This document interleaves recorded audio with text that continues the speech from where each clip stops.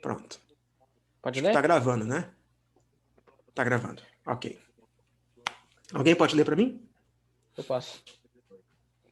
Toda a escritura é inspirada por Deus e útil para o ensino, para a repreensão, para a correção, para a educação na justiça.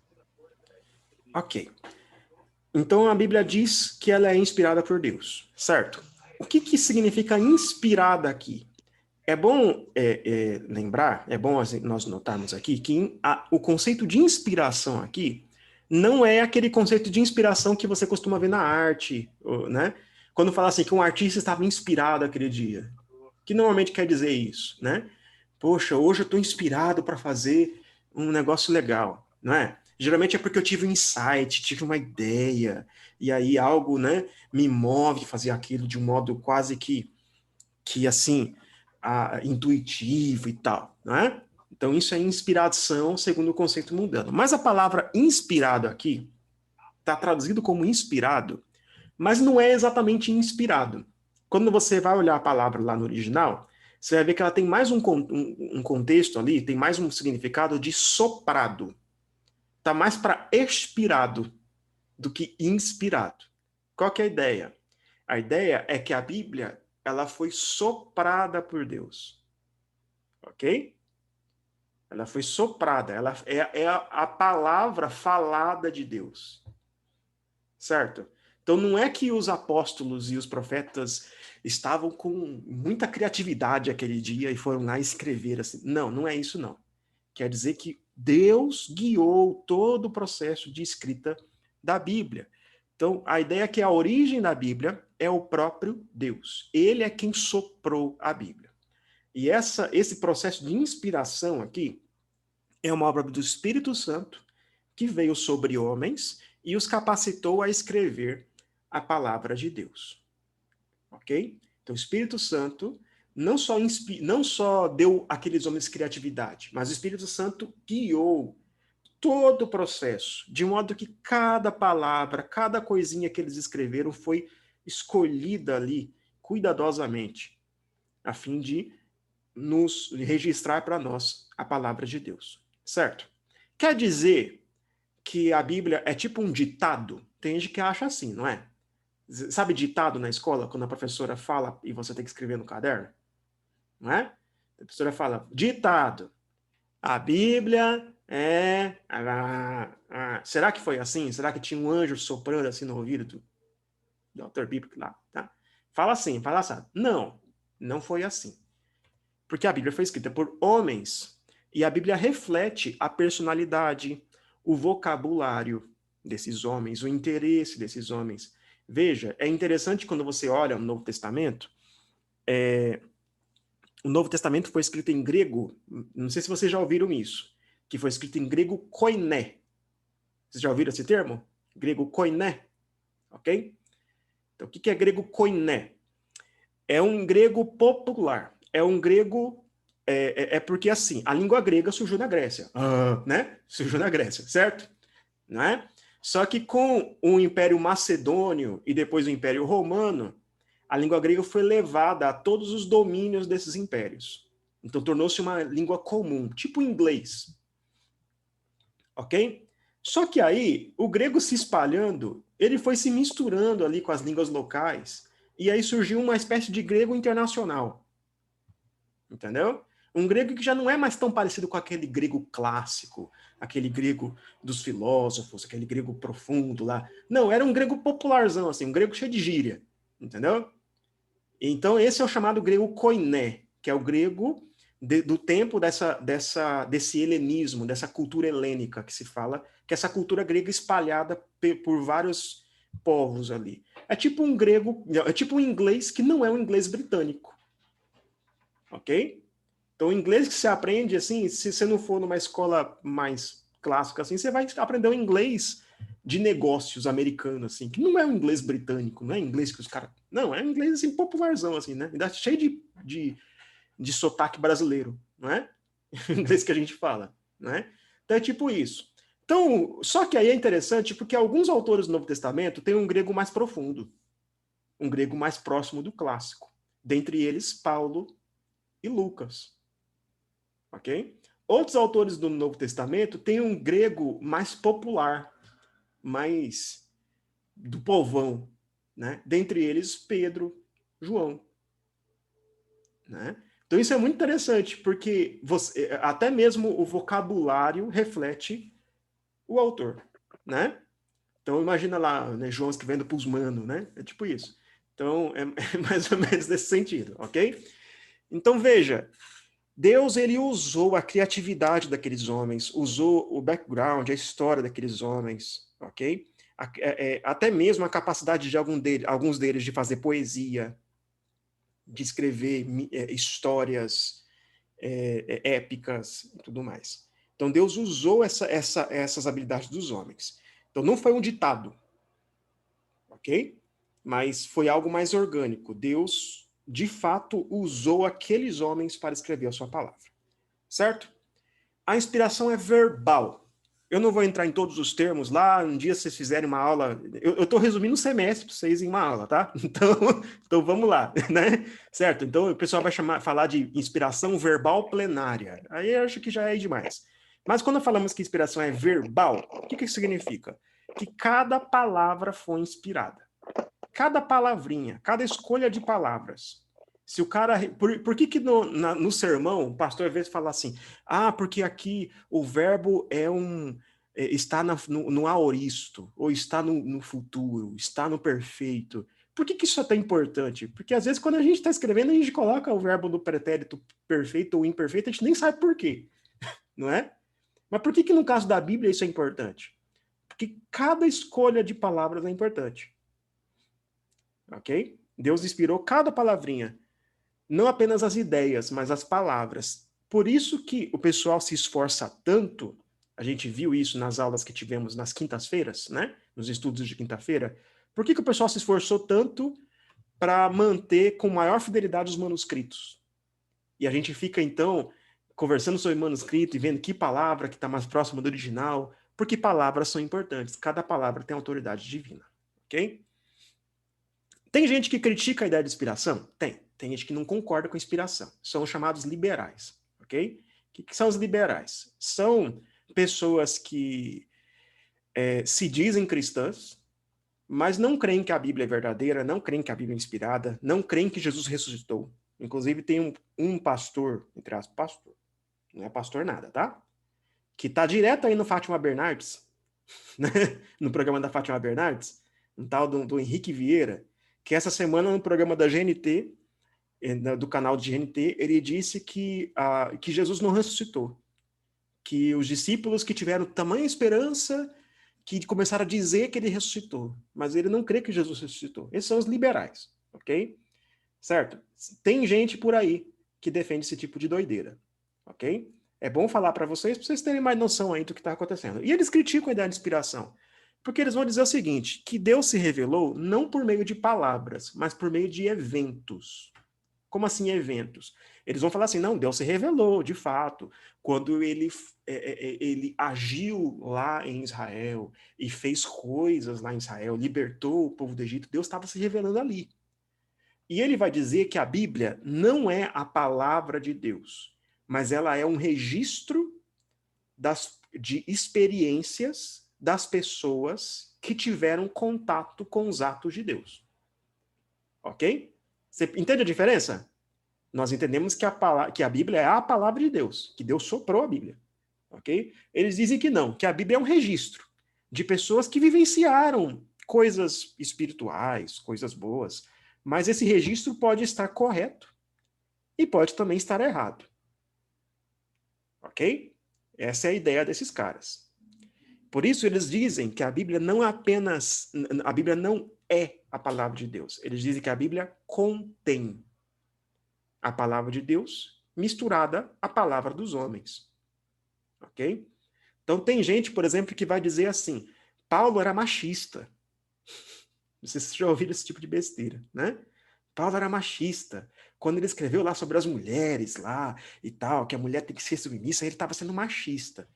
Alguém que diz isso não crê que a Bíblia é a palavra de Deus. Crê que tem coisa na Bíblia que é e tem coisa na Bíblia que não é. Fica escolhendo lá, igual você escolhe bombom numa caixa. Ok? Então, Esse tipo de coisa. Eles vão dizer que a Bíblia é que Deus se revela em eventos e não em palavras. Nós entendemos que não. Que Deus não apenas. A Bíblia não relata só eventos. Ela nos traz também como devemos interpretar esses eventos. E essa interpretação é a interpretação correta. Ok? A Bíblia não diz assim só: Jesus morreu e ressuscitou. Ela não só diz isso, ela diz: Jesus morreu e ressuscitou, e isso significa que os nossos pecados foram pagos lá na cruz, ok? E a sua ressurreição nos dá vida. Então ela não está dando só um relato do evento, ela está dizendo o que o evento significa. E essa revelação do que o evento significa, alguém que só assiste o evento não consegue entender. Certo? Se você visse alguém morrendo, sei lá, numa cruz, de uma forma vergonhosa, você só de ver aquilo chegaria a toda aquela conclusão que Pedro chega quando ele fala sobre a cruz? Só de Oi, ver? mas Diga. tem uma coisa, não foi uma morte comum, né? Porque, tipo, Não. todo mundo sabia que ele estava sendo acusado de se dizer filho de Deus, né? E Sim. depois foi tenso quando ele morreu, que ficou escuro, tremeu, teve um terremoto, rasgou o Sim. véu do santuário. Então De deve ter fato. tido pelo menos um sinal. De fato. Tem sinais. Só que se a pessoa não conhecesse a profecia de Isaías, entendeu? Se a pessoa não conhecesse as profecias de Daniel, ok? Se a pessoa não conhecesse as profecias do Antigo Testamento que falam a respeito do que o Messias viria a fazer, e depois não ouvisse a pregação dos apóstolos e o registro dos apóstolos, a pessoa não ia entender só de ver. A pessoa ia falar assim, cara, esse cara é importante, né? Ele morreu, o céu ficou escuro. Né? Pronto. Mas daí para conhecer a profecia, de entender a profecia de Isaías sobre Cristo, é um salto. Entendeu? Esse salto, onde é que nós vemos esse tipo de coisa? Na Bíblia. Só o evento não revela. É necessário que haja uma interpretação do evento. E essa interpretação nos é dada na Bíblia. Então, muitos deles conheciam a profecia. Sim, e a profecia está na Bíblia, não está no evento. Ok? Então, Deus se revela por meio de eventos? Sim, mas não só eventos. Deus se revela por meio de palavras que explicam o que os eventos significam. Ok? Vocês entenderam aqui? Entenderam? Pronto, você já sabe me responder um liberal, tá? É isso, né? Se um liberal vier falar com você, você dá uns 2 chutes no peito dele, tá? Né? Então, vamos lá. Então, vamos lá. Como aqui o Sproul vai dizer, né? O apóstolo Paulo, quando expõe o significado da cruz, apresenta-a como um ato cósmico de redenção, como uma expiação oferecida para satisfazer a justiça de Deus, uma verdade não evidente a partir de uma simples observação do evento. É necessário que haja uma inspiração do Espírito Santo sobre aqueles homens para que eles nos digam coisas que nós não saberíamos só olhando. Nós precisamos de alguém que nos explique. Ok? E o que a Bíblia faz? Ela explica. Certo? Então vamos lá. Então a Bíblia é inspirada. A Bíblia é inerrante. Isso significa que ela nunca erra naquilo que afirma. Ok? A inerrância da Bíblia. Vamos lá? Temos 2 termos que são importantes aqui quando a gente fala de inerrância. São os termos inerrante e infalível, ok? Por que os 2 termos são importantes? Porque tem gente, os críticos, eu vou falar para vocês a respeito deles, que vão dizer que a Bíblia não é inerrante, mas ela é infalível, ok? Eles vão dizer isso. Como se infalível fosse menos que inerrante. Mas quando você olha o significado de infalível e inerrante, infalível é mais do que inerrante. Mas eles vão dizer que é menos. É engraçado, né? O que é inerrante? Significa que ela não pode errar. Tudo que a Bíblia afirma não tem erros. Então, se a Bíblia fala que o mundo foi criado em 6 dias e no 7º Deus descansou, o mundo foi criado em 6 dias e no 7º Deus descansou. Se a Bíblia diz que o céu parou, que o sol parou no meio do céu, enquanto Josué lutava, o sol parou, gente. Ponto. Houve dilúvio universal? Houve dilúvio universal. A Bíblia não erra. Ok? Isso é inerrância. O que é infalibilidade? Infalível. Aquilo que não pode falhar. Ou seja, tudo que a Bíblia diz que faz, ela faz. Ok? Tudo aquilo que ela se propõe a fazer, ela faz. Ou seja, não é só que ela é verdadeira, mas que ela funciona. Ok? Então, ela é inerrante e infalível, certo? Que críticas que eles fazem à ideia de inerrância? Antes de a gente ir para a ideia de que a inerrância é bíblica, né? Eles dizem que o conceito de inerrância não é um conceito da Bíblia, mas é um conceito muito mais racional, que os próprios autores bíblicos não se viam como inerrantes. É o que eles vão dizer. Mas que foi a gente, os reformados, que criaram esse conceito de inerrância por causa do modernismo, por causa da filosofia racional do século XIX. Eles vão dizer isso. E os autores bíblicos não se viam dessa maneira, ok? Eles vão elaborar o conceito que eles chamam de inerrância limitada. O que seria uma inerrância limitada? Que é o que os críticos defendem. Que a Bíblia é infalível apenas em questões de fé e prática. Então eles vão dizer assim, quando a Bíblia diz que Jesus ressuscitou, ok. Quando a Bíblia diz que nós devemos crer em Jesus para sermos salvos, ok. Mas quando a Bíblia diz que o dilúvio foi no mundo inteiro, não, aí eu não sei, porque a ciência diz outra coisa, entendeu? Quando a Bíblia diz que o mundo foi criado em 6 dias, não, aí eu não posso acreditar, né? Então o que eles fazem? A Bíblia é inerrante quando se trata de religião, é o que eles vão dizer. Mas não quando se trata da nossa vida inteira. Certo? Essa é a crítica que eles fazem. Tudo que a Bíblia diz sobre ciência, sobre cultura, é deixado de lado. E o argumento deles parte na ideia de que existem contradições na escritura, é o que eles entendem. Eu vou explicar a respeito disso daqui a pouco. Ou de que a escritura e a ciência pensam diferente, e quando a escritura e a ciência se contradizem uma a outra, eles ficam com a ciência. Ok? É um tipo de... lembra lá, gente, epistemologia. Onde é que está a nossa epistemologia? Nós conhecemos porque Deus nos revelou. Deus se contradiria? Deus revelaria uma coisa na natureza e outra coisa na Bíblia? Não, né? Então, certo. Então já cai aí na epistemologia já. Nós não podemos corrigir a Bíblia com a ciência. Isso a gente não pode fazer. Entendeu? E desconfie de quem faz isso, certo? A Bíblia diz que ela é inerrante. A doutrina da inerrância é uma doutrina bíblica. Quem pode ler os versículos aqui, gente? Uma pessoa lê esses dois primeiros aqui em cima e outra pessoa lê esses aqui do lado, tá? Posso ler? Pode ler. Deixa eu como é que tá o negócio de grava. Saibam que quando esse profeta falar em nome do Senhor e a palavra não se cumprir, nem acontecer o que se profetizar, esta é uma palavra que o Senhor não falou. Tal profeta falou isso com presunção. Não tenham medo dele. O caminho de Deus é perfeito. A palavra do Senhor é confiável. Ele é escudo para todos os que nele se refugiam. Okay. Quem pode ler os restantes?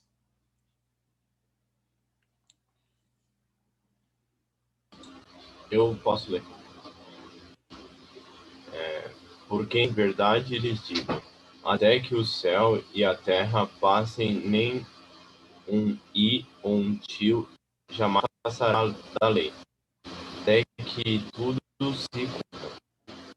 Se ele chamou deuses aquele quem foi dirigida a palavra de Deus, e a Escritura não pode falhar.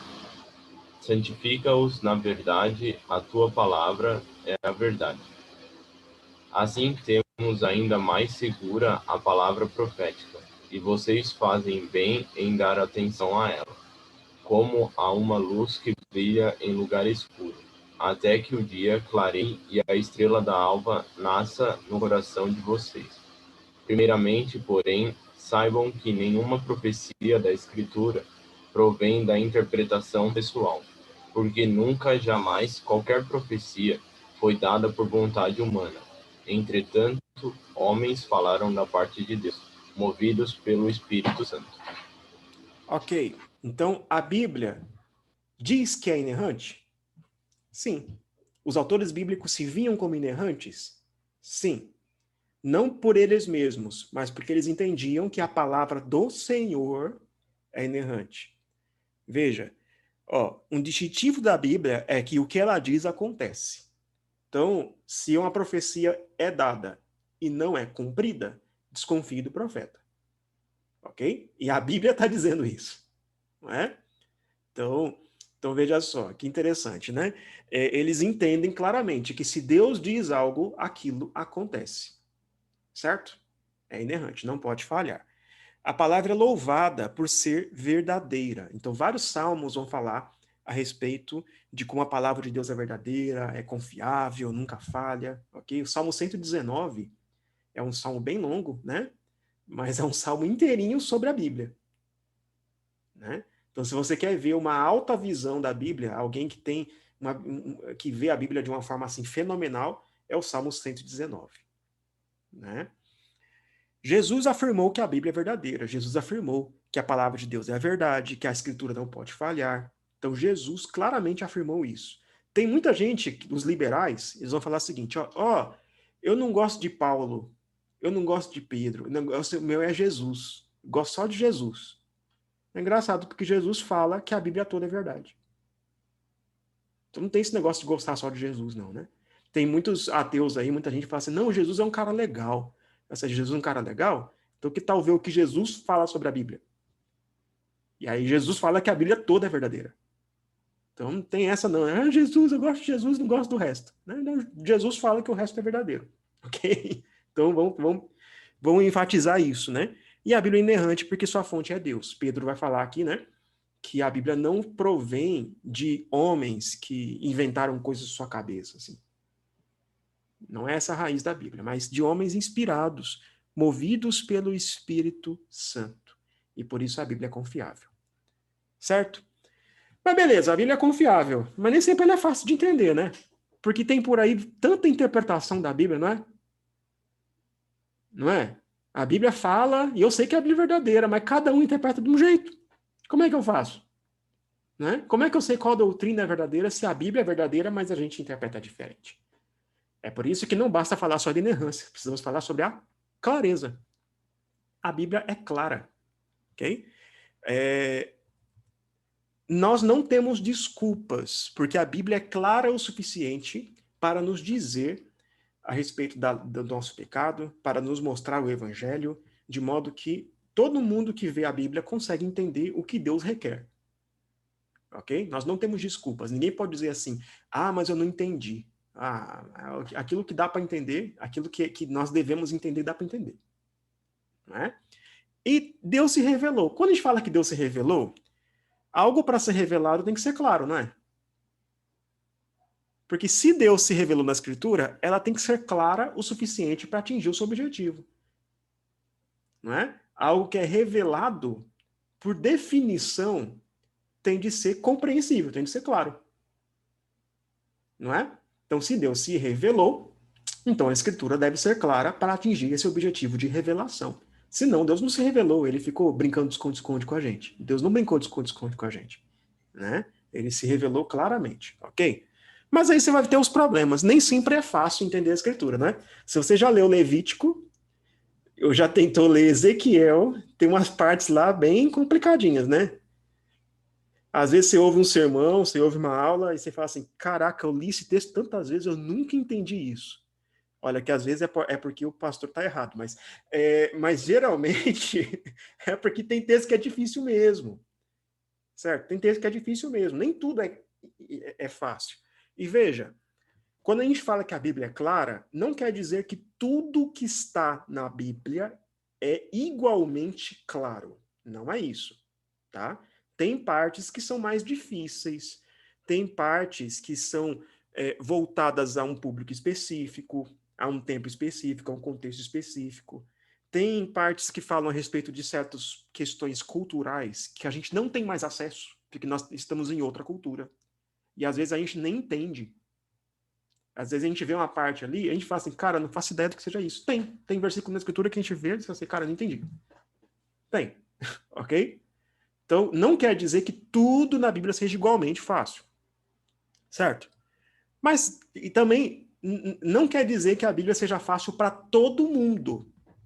Primeiro, porque tem partes da Escritura que foram escritas para um público específico. Certo? Cartas que foram escritas para resolver o problema de uma igreja. Se você não sabe qual é o problema da igreja, fica difícil interpretar a carta. Né? Você está pegando uma conversa no meio. Pega, por exemplo, as cartas aos Coríntios, né? Aos Coríntios, igreja de Corinto. É bem interessante, porque as cartas que nós temos na Bíblia é a segunda carta e a quarta carta de Paulo. Paulo mandou 4 cartas à igreja de Corinto. Nós temos a segunda e a quarta. Nós não temos a primeira nem a terceira. Então, ou seja, a gente está ouvindo uma conversa no meio da conversa, assim, sabe? A gente está sem entender exatamente qual é o problema da igreja de Corinto. Claro que a gente consegue entender mais ou menos pela carta. Mas tem várias coisas ali que só os coríntios entenderam. Ok? Então considere o público-alvo. Considere também o público-alvo, os diferentes públicos, no sentido de que nem todos nós vamos entender a Bíblia com igual profundidade. Alguns de nós vão estudar mais. Né? Alguns fizeram teologia e estudaram hermenêutica, estudaram exegese, para poder compreender melhor certas partes da escritura, compreender o grego, o hebraico, gramática e tudo mais. Certo? Então, veja, não quer dizer que tanto os membros quanto os pastores vai todo mundo entender igual. Não é isso. Tá? Claro que as pessoas vão entender de modo diferente. Mas considere também o auxílio do autor. Imagine se todo livro que você lê, assim, né? Todo livro que você lê, você tivesse o autor ali do seu lado, para tirar dúvida. Já pensou? Você tá lendo Harry Potter lá, e J.K. Rowling tá ali do lado. É só, ô J.K., chega aí, chega mais aí. Por que a Hermione fez isso aqui? Eu não entendi. Essa Hermione é muito chata, velho. E aí pronto. Você tem a J.K. ali do seu lado para tirar dúvida, pá, e tal, né? Então imagina, certo? Você não tem esse acesso em todos os livros, mas o próprio Deus nos deu o Espírito Santo para nos dirigir na leitura da Escritura. Né? E a Bíblia diz, Deuteronômio 30, versículos 11 a 14, e citado por Romanos, né, por Paulo em Romanos, que a palavra está perto de você, na sua boca e no seu coração. É o que ele vai dizer. É um versículo que nos fala muito a respeito da clareza da Escritura. Ela está perto, dá para entender. E Paulo vai aplicar isso a Cristo e a salvação em Cristo. A salvação em Cristo é clara na Escritura. Considere as ferramentas que Deus te deu. Deus te deu ferramentas para poder entender a Escritura. Considere a mensagem principal. E essa é a coisa mais importante. Nem tudo que está na Bíblia vai ser igualmente claro. Mas aquilo que ela requer de nós é claro. Ok? Nem tudo que tem a ver com a sua curiosidade, né? Se Deus pode fazer um círculo quadrado, quadrado círculo, nem tudo isso vai ser claro na Escritura. Ok? Mas o que Deus requer de você, principalmente no que tange ao Evangelho, isso é claro até mesmo para alguém que acabou de aprender a ler. Até mesmo para a pessoa mais simplesinha lá. Se ela lê a Escritura, ela vai entender o Evangelho. Tem um livro chamado Bandeirantes da Fé, eu já citei ele para vocês hoje, né, em aulas, né? Que ele conta a história do início do presbiterianismo no interior de Minas Gerais. Né? E ele conta a história de fazendeiros, pessoas muito simples, analfabetas funcionais, assim, sabe? Pessoas que só sabem o beabá, lendo a Bíblia, entendendo o Evangelho e se convertendo. Sem um estudo profundo, teológico, a Bíblia é clara para isso. E é por isso que a Bíblia é para todo mundo. Algo que os reformadores lutaram para que acontecesse é que a Bíblia fosse dada a todos. Antes, a Bíblia era só em latim e só os padres tinham acesso. Okay? Até hoje tem padre por aí no YouTube, aí, aquele Paulo Ricardo lá, que fica falando que os cristãos não têm que ler a Bíblia, que quem tem que ler a Bíblia é o padre. Né? E nós entendemos que não, que a Bíblia é para todos. Eu não vou ler o texto aqui inteiro, mas o texto aqui nos mostra vários exemplos de como a lei de Deus foi dada a todo o povo de Israel. Jesus pregava para todo o povo que estava ali em Jerusalém, para todo mundo ouvir a palavra de Deus, as multidões. Os apóstolos escreviam às igrejas, e não aos pastores, não aos bispos, mas às igrejas. A ideia é que a palavra de Deus sempre foi para todos. Em nenhum lugar da Escritura você vê uma ordem para deixar a Bíblia só para os líderes, que é o que os católicos romanos fazem. Não, a Bíblia é para todo mundo. Ok? Como interpretar a Bíblia? Mas você fala o seguinte, mas beleza, mas tem muita interpretação por aí. Como é que eu vou saber qual é a interpretação correta? Certo? Bem, os reformadores defendem o princípio que nós chamamos de princípio da analogia da fé, que é o seguinte, dizer que a Bíblia é para todo mundo não quer dizer que você vai interpretar de qualquer maneira. Tem gente que vai dizer o seguinte, mas tem várias interpretações. Sim, mas tem uma interpretação correta e várias interpretações erradas, ok? Então não tem essa. As interpretações não são todas corretas, ok? Cada texto da Bíblia que você lê tem uma interpretação correta, certo? E várias erradas. Uma certa. Então nós não podemos ser relativistas. Tem muita gente hoje aí que é relativista. Fala assim, mas você diz assim e o fulano diz assado. Sim, mas alguém está certo nessa coisa. Nessa discussão, alguém está certo. E alguém está errado. Não dá para todo mundo estar certo. Ok? E qual que é o jeito certo de ler a Bíblia? A Bíblia interpreta a Bíblia. Ok? Essa é a maneira correta. A Bíblia interpreta a Bíblia. A Bíblia é o juiz de todas as controvérsias. O catolicismo romano, quando ele se depara com esse problema de que tem partes difíceis da Bíblia e que geram uma pluralidade de interpretações, eles vão resolver assim. Certo é o que o Papa diz. É o que o magistério da igreja diz. Ok? Então, se o Papa diz, está certo. Não é? Ou se o magistério diz, está certo. É assim que os católicos resolvem esse problema. Nós, reformados, entendemos que não. Nós interpretamos a Bíblia com a Bíblia. A Bíblia é o juiz de toda a controvérsia. Tá com dúvida num texto? Olha para outro texto. Os textos mais obscuros são explicados pelos textos mais claros. Ok? Esse é um princípio muito interessante. Certo? Quer ver um texto claro? João 3,16. Todo mundo aqui sabe de cor, né? Porque Deus amou o mundo de tal maneira. Pá. Né? Então, beleza, esse é o texto claro. Textos obscuros, Ezequiel, o livro inteiro, provavelmente, né? O Apocalipse, tem várias passagens obscuras. O que é um erro que muita gente comete? Tenta interpretar o texto mais claro à luz do obscuro. Ok? O pessoal lá que estudou a classe de escatologia com o reverendo Márcio deve ter visto bastante isso. Eu só repetir isso para vocês. O pessoal que crê no milênio literal, eles interpretam a Bíblia inteira à luz de um versículo que fala sobre milênio. Esse é um erro. Por quê? Porque ele está interpretando a Bíblia inteira à luz de um versículo difícil de entender. Devia fazer o contrário. Devia interpretar esse versículo difícil à luz do resto da Bíblia inteira. Você entendeu? Então, texto difícil, interpreta com outros mais claros. Ideias mais fundamentais, interpreta as mais periféricas. Certo? É claro que você nunca se aproxima da Bíblia sem pressupostos. Não quer dizer que você vai abrir sua Bíblia com a mente totalmente vazia para ler a Escritura. Todo mundo tem pressuposto. Todo mundo.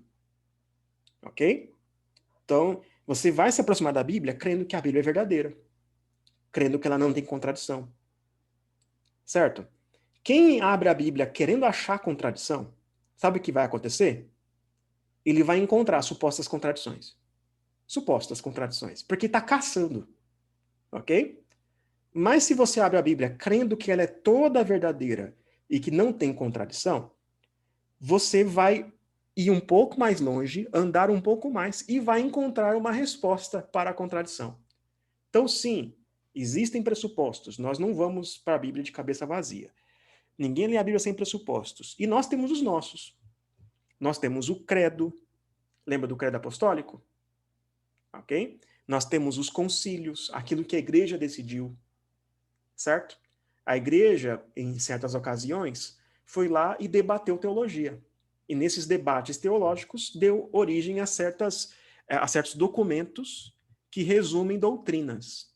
Ok? Nós, presbiterianos, nós subscrevemos os símbolos de Westminster, certo? De modo integral, né? Então, nós temos um documento que resume as nossas doutrinas. Cremos nessas doutrinas não porque o documento diz, mas porque entendemos que elas são bíblicas.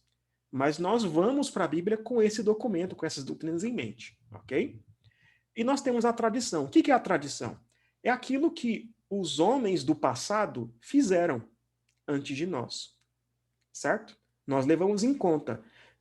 A gente, quando vai pregar, a gente usa comentário bíblico, a gente lê, pelo menos eu leio sermões de pessoas do passado, sermões de Lloyd Jones, sermões do Agostinho e tudo mais, certo? E o que é isso? Isso é tradição. Aquilo que pessoas do passado fizeram para eu não ficar reinventando a roda, certo? Para a gente conseguir olhar mais longe, a gente se assenta no ombro de gigantes. Aí você consegue ter uma visão mais de longe, ok? Em vez de você ficar reinventando a roda o tempo todo. Só que essas coisas são apenas auxílios. Qual que é a diferença entre a nossa doutrina e a deles nesse sentido? Eles entendem, os católicos romanos entendem, que existe uma tríade de autoridade. E aqui eu quero mostrar um negócio para vocês. Deixa eu ver. Isso já está o screen 2. Vocês conseguem ver aqui? Estão vendo uma telinha? Ok? Certo. Isso aqui é interessante, tá? Como é que os católicos romanos entendem autoridade? Eles entendem que existem uma coisa chamada tríade de autoridade. O que seria a tríade de autoridade? Bíblia, magistério, que é a liderança da igreja, ok? E tradição. Certo? Eles dizem, na teoria, que essas três coisas são iguais. Têm o mesmo peso. Ok? Entenderam? Essa é a chamada tríade de autoridade dos católicos romanos. Então eles creem, nós levamos em conta o que os homens do passado disseram, nós levamos em conta o que a igreja diz, e nós levamos em conta o que a Bíblia diz. Essa é a teoria. Na prática, o que acontece? Quem é que julga o que a tradição diz? E quem é que julga o que a Bíblia diz para chegar numa conclusão? Quem é que faz? Esse carinha aqui, ó. Ok? Então, em tese, o que eles dizem é que os três têm igual valor. Na prática, o que a igreja diz é o que vale. Ok? Essa é a doutrina católica. Certo? A outra pessoa riscou aqui. Agora o risco do Mateus eu não consigo tirar. Pronto, foi. Certo? Agora, quando a gente... Para nós, protestantes, é o seguinte. A Bíblia é a palavra de Deus com toda a autoridade. Isso aqui é uma coroa, tá? Certo? Parece uma pessoa com cabelo espetado, mas é uma coroa, tá bom? Certo? A Bíblia é a autoridade máxima.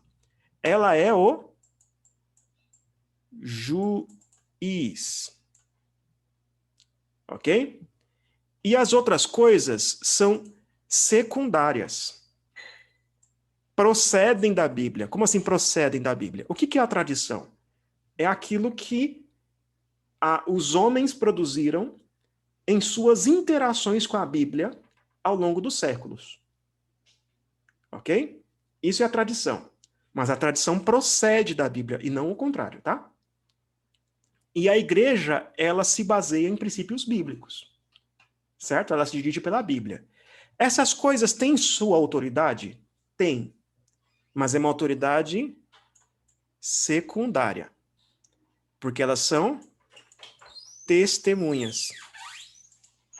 Pensa num tribunal. No tribunal você tem o quê? Você tem o juiz, você tem as testemunhas. Ok? Certo? Quem é que julga o que é verdadeiro e o que não é? O juiz. Certo? O que as testemunhas fazem? Elas nos ajudam. Então, sim, quando eu vou defender uma doutrina, eu vou apelar para quem? Vou apelar para a Bíblia. Mas eu chamo como testemunha o que Agostinho disse. Eu chamo como testemunha o que Calvino disse, o que Lutero disse. Mas Calvino, Lutero, eles não são juízes. Eles são testemunhas. Ok?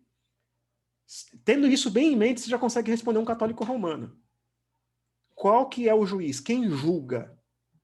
Que não tem como você ter 3 juízes. Não tem como. Sempre vai ter um juiz que vai dizer o que vale. Para os católicos romanos, esse juiz está aqui. É o magistério. Nós entendemos que não, que é a Bíblia Sagrada. Ok? Voltando aqui para a aula. Então, até mesmo o mais simples crente pode e deve, se necessário, Bíblia na mão, abandonar uma igreja inteira, como Lutero fez com Roma. Somente dessa forma a liberdade cristã e, simultaneamente, a soberania de Deus é mantida. Certo? Vamos lá. Nós estamos na igreja presbiteriana, certo? Vocês estão na igreja presbiteriana, né? A igreja presbiteriana, ela subscreve certas doutrinas, porque não entendemos que são bíblicas, ok? Estão escritas na Confissão e no Catecismo de Westminster, ok? Se você está na presbiteriana, você deve ser submisso àquilo que a igreja presbiteriana coloca como doutrina. Mas quer dizer que você está preso? A sua consciência está presa a essas doutrinas? Não. Mas o que você faz se você discorda radicalmente de uma doutrina da igreja presbiteriana? Radicalmente, quando fala o seguinte, tipo, você não quer batizar seus filhos criança. Dando exemplo aqui. Né? O que você faz? Ok? O que um católico diria para você, se você estivesse na igreja católica romana? Fica quieto, baixa a cabeça, quem lê a Bíblia é o padre. Ok? É o católico diria. O que eu, presbiteriano, digo para você? Estude. Veja se é isso mesmo. Ok? Estude os nossos padrões doutrinários, estude a Bíblia e tenha certeza. Se no final de tudo isso você ainda discordar radicalmente daquilo que a igreja presbiteriana diz, e você não tiver nada que te segure nessa denominação, ok? Como, por exemplo, você é casado com alguém que pensa diferente de você nesse sentido, né? Tem nada que segure, procure uma igreja mais condizente com aquilo que você crê. Ok? Entendeu? Você não está preso a esse padrão doutrinário. E assim, essa é uma maneira de você manter a liberdade de consciência, que é o que Lutero fez com Roma, com Bíblia na mão ele abandonou a igreja de Roma, ok? Mas ao mesmo tempo a soberania de Deus. Porque se Deus quiser que aquela igreja se mantenha, ela vai se manter. Ok? Então, um pastor presbiteriano deve subscrever. Agora, nós não entendemos que a Confissão de Westminster seja inerrante. Ela não é. Ela não é infalível. Ela não tem autoridade da Bíblia. Mas ela é uma autoridade dentro do nosso círculo eclesiástico, dentro da nossa igreja. Certo? Assim como o pastor também. Você pode levantar no meio do sermão e falar: discordo do que o senhor está dizendo, pastor. Você pode fazer isso? Já pensou alguém fazendo isso? Você não pode fazer isso. Por quê? Porque o pastor é uma autoridade dentro do círculo da igreja. Mas ele não é uma autoridade maior do que a Bíblia. Se um dia eu pregar algo, se um dia eu pregar alguma coisa, que vocês olharem para a Bíblia e falar, tá diferente. O que o Enem está pregando é uma coisa, mas o que a Bíblia diz é outra. Gente, vocês devem falar comigo. Pode vir me procurar, tá? Entendeu? E fala assim, Enem, não entendi essa parte aqui. Por que você falou assim e a Bíblia diz assado? E eu vou tentar explicar para você. Entendeu? Mas você tem liberdade. Liberdade, até mesmo de mudar de círculo eclesiástico. Ok? Não estou dizendo que vocês largarem a presbiteriana, não. Só estou explicando que existe essa liberdade. Certo? Vamos lá. Vou pular essa parte aqui, depois vocês olhem o slide. Vamos lá. Por fim, última parte, a Bíblia é suficiente. Como assim? A Bíblia diz que todo o conselho, a Confissão de Westminster diz que todo o conselho de Deus concernente a todas as coisas necessárias para a sua própria glória, a salvação do homem, fé e vida, ou é expressamente estabelecido na Escritura, ou por boa e necessária consequência pode ser deduzido da Escritura, para o qual nada, em qualquer momento, deve ser adicionado, seja por novas revelações do Espírito ou tradições dos homens. O que isso quer dizer? Quer dizer que a Bíblia é suficiente para dirigir sua vida. Ok? Na época que os reformadores elaboraram, né, essa doutrina, defenderam essa doutrina, eles estavam lutando contra que inimigos? Você tinha dois inimigos na época, dois oponentes. Os anabatistas. Os anabatistas eram tipo os pentecostais da época. Ok? O que os anabatistas criam? Eles defendiam que havia novas revelações do Espírito e eles tinham total aversão a tradição anterior, ok? Então, os anabatistas, eles eram bem assim, defendiam umas doutrinas muito novas, eram os caras das novidades, ok? E os católicos romanos, que colocavam a tradição lá em cima, como sendo algo de autoridade para todo cristão, e acusavam os protestantes de serem rebeldes contra a tradição e a estrutura da igreja. Então, os protestantes, eles estavam aqui, os reformados estavam bem assim, no meio aqui, entendeu? De um lado, gente querendo quebrar tudo. Do outro lado, gente querendo manter seus castelos e estruturas. E o que os protestantes queriam? Queremos ser bíblicos. Entendemos que a Bíblia é suficiente. Não precisamos de novas revelações, nem precisamos manter as antigas tradições. A Bíblia é suficiente. Suficiente para quê? Para a glória de Deus. Tudo aquilo que você precisa para glorificar a Deus por meio de toda a sua vida, basta a Escritura. Você não precisa de mais nada. Para dar sabedoria. O Salmo 1 diz que não é muito sábio você ouvir o conselho dos ímpios, andar no caminho dos pecadores. Lembra? Porque aquilo que Deus diz é onde você deve fundamentar a sua vida, onde você deve buscar sabedoria. E para equipar, para tornar você preparado para toda boa obra. Se você quer viver uma vida piedosa, a Bíblia tem preceitos, tem princípios suficientes para te dirigir a uma vida piedosa. Ok? Como assim? Você não pode dizer assim, eu estou pecando nessa área, mas porque eu tenho uma certa doença, uma certa psicopatologia, e eu preciso de um remédio psiquiátrico para não pecar. Você não pode dizer isso. Ok? Porque a Bíblia é suficiente para te dirigir a uma vida piedosa. Certo? Vamos lá? Quer dizer que você não precisa de outras fontes, de outras informações fora da Bíblia? Claro que não. É claro que você precisa de informações fora da Bíblia. A Bíblia não ensina você a tocar violino. Ok? A Bíblia não ensina você a ler partitura. Né? Estou falando aqui com pessoas que, vários de vocês aí são músicos, não é? E vocês sabem que vocês precisam de informação fora da Bíblia para essas coisas. Ok? Até mesmo o pastor, o teólogo, precisa aprender gramática, hebraica, geografia de Israel, as influências culturais da época bíblica e tudo mais, para poder entender a Escritura. Então, nós precisamos sim de informações fora da Escritura, mas só a Bíblia é autoridade. Ok? E quando eu falo que você precisa de informações fora da Escritura, mas você não precisa de informações fora da Escritura para glorificar a Deus. Você precisa para certas coisas específicas, ok? Mas para aquilo que é necessário para a sua salvação e vida piedosa, não precisa. Entendeu? Só a Bíblia tem as palavras autoritativas de Deus, sobre as quais não há sombra de dúvida. Veja, hoje em dia tem muita gente discutindo aí se a gente devia usar máscara, se não devia usar máscara. Se a gente devia sair de casa, se não devia sair de casa. Se o Bolsonaro é bom, se o Bolsonaro é ruim. O pessoal discute aí sobre coisas secundárias, ok? E o que fica cada vez mais claro é que até mesmo os especialistas nessas áreas discordam sobre esses assuntos. Não é? Onde é que nós devemos nos apegar com toda certeza, sabendo que essa é a palavra de Deus, inequívoca, inerrante, infalível, onde não há sombra de dúvida? Naquilo que a Bíblia diz. A Bíblia não diz se você tem que usar máscara, se você não tem que usar máscara. Ela não diz. Mas ela diz como você deve viver sua vida de modo a glorificar a Deus, a preservar a vida do próximo, sim, a não temer a morte. Isso ela diz. E como aplicar essas coisas dos princípios gerais? Podemos até discordar em uma coisa ou outra, mas são coisas secundárias.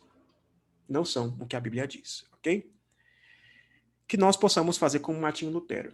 Martinho Lutero, para encerrar o slide, né? Martinho Lutero, ele começou a pregar em sua igreja em Wittenberg, né?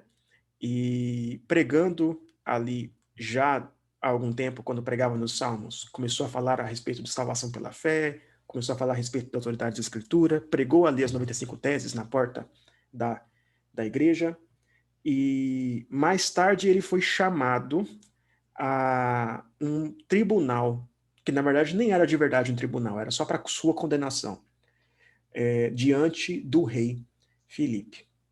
E ele foi chamado ali. e ordenaram que ele renunciasse às suas doutrinas. E ele pensou, orou e deu essa resposta, que é a resposta que nós devemos dar hoje. Porque hoje os inimigos são outros. Os nossos inimigos não são mais a tradição católica, embora ainda exista, ainda está lá, ainda é perigosa, mas não é só esse o nosso inimigo. Nós temos hoje a ciência, a psicologia, não é? O coach, como coisas que tentam mandar na sua vida. Você tem psicólogo dizendo que todo mundo tinha que fazer terapia. Né? Eu já vi isso tantas vezes. Diz, todo mundo tem que fazer terapia. Todo mundo tem que ler a Bíblia.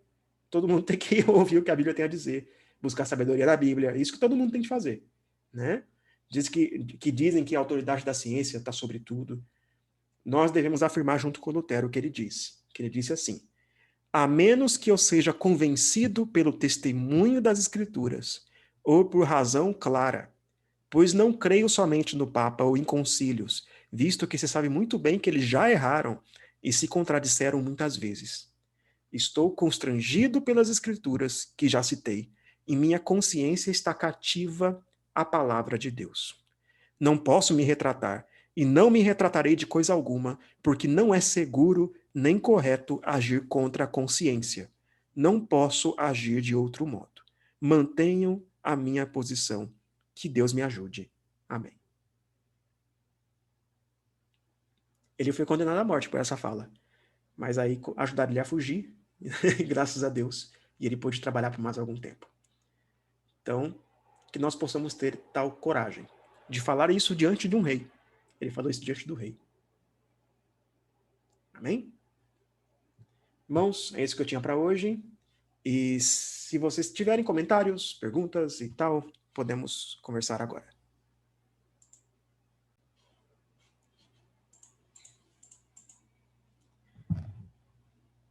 Ok?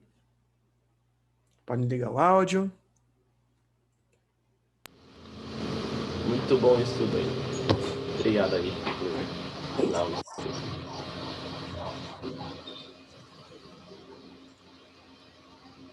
Pessoal? Nenhum comentário hoje. Tchau, rapaziada. Só mostrar um negócio para vocês rapidinho. É, Matheus. Pessoal, a minha monografia no seminário foi sobre a relação entre escritura e tradição, ok?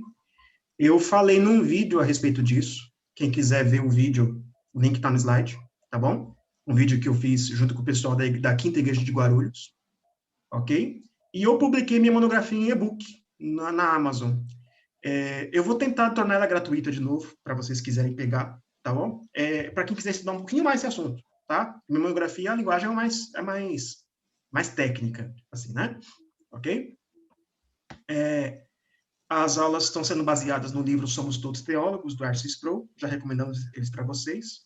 Mas quem quiser aprofundar nesses assuntos, quando fala aprofundar, é assim: caso você esteja lidando com algum problema relacionado a esses assuntos, tá?